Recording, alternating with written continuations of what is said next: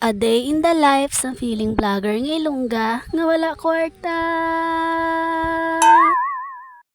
Kag for today's video mga mari, update nyo naman kami sa amon panibag-o nga adlaw. Kag pag-uumpisahan ko ina sa akon nga mga buluhaton subong nga aga. As usual mga mari, pagalin sang akon nga partner pakadto siya nga obrahan, nagpanglaba dayon ako sang iya mga boxer mga mari kay wala na siya gamiton. Pero wala ko naging kuhaan sing video kay hindi man kinahanglan tanan nga hulag, kinahanglan ta videohon.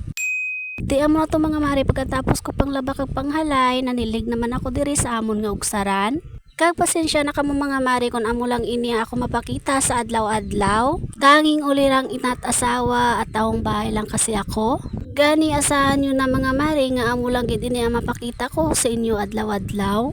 Anyways mga mare, sa mga oras nga ni wala gali diri si nanay sa balay. Siguro pagkatapos niya panglaba kag panghalay sang iya nga nilabahan, nagluto lang siya sudan nila ni Shine kag nagkadto sa talamnan. Kaysa kagapon pala nga daan nagambal na siya sa akon nga subong nga adlaw kuno teresiron ang ila nga inanihan. Ang akon nga daan iloy mga mare, hindi ina kasaho nga wala sa may ginaobra. Daw wala ina saya gapaukoy nga daan sa balay kay kung wala siya kuno may ginaobra ang lawas siya galuya. Gani bisan ginahambalan na siya sa mga utod ko nga hindi na siya sagad sang ginara, wala ina siya gapati. Amo ginaya siguro kung naanad ka sang obra no, hindi ka sawi mo lawas kung wala ka sa may ginakuti. Sa bagay mga mari, amo man ko nakisado galuya lawas ko kung sagad lang ko hinigda pinungko nga wala gid bala sa may ginaobra. Amo nakis ang bisan hindi lo brown ginaobra ko ah. Agyan sa mga pinggan nga nagapaukoy nga wala man nagamit, ginahugasan ah. Kag siguro kung may ulo kag baba lang ang mga bayo din namo, nagambal na sa akon nga tama na hindi na pagbalos kaya galilingin na ulo ko. Sa tuod lang mga mari, amugig ko na yablekis ah. Ang mga hindi ulobrahon ginaobra. Ang mga bayo sa Durabox panghalok adon kag pangtipigon liwat.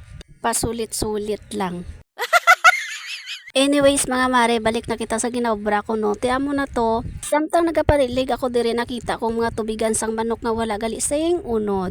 Aga pa na nga daan si nanay nagapamubod sang iya di nga mga alaga. Siguro ginbutangan niya man ini kaginasing tubig pero ginula sang iya nga mga alaga. Gani ginpangbutangan ko iniliwat kisa subong nga daan nga adlaw bisan aga pa perti na kainit. Pero pasalamat gid ako ya kay nag-init na, sunod-sunod man nga daan nga adlaw nga ula na lang permi.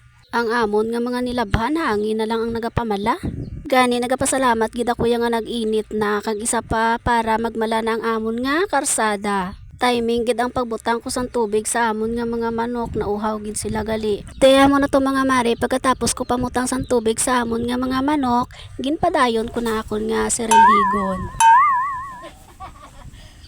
Kay busog na naman ang inyo nga kumare, ginabot na naman sang iya pagkatuliling.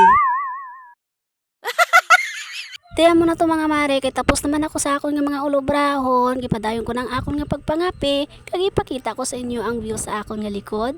Kag hasta na lang diri ang akon nga video. Thank you for watching. Ingat. God bless.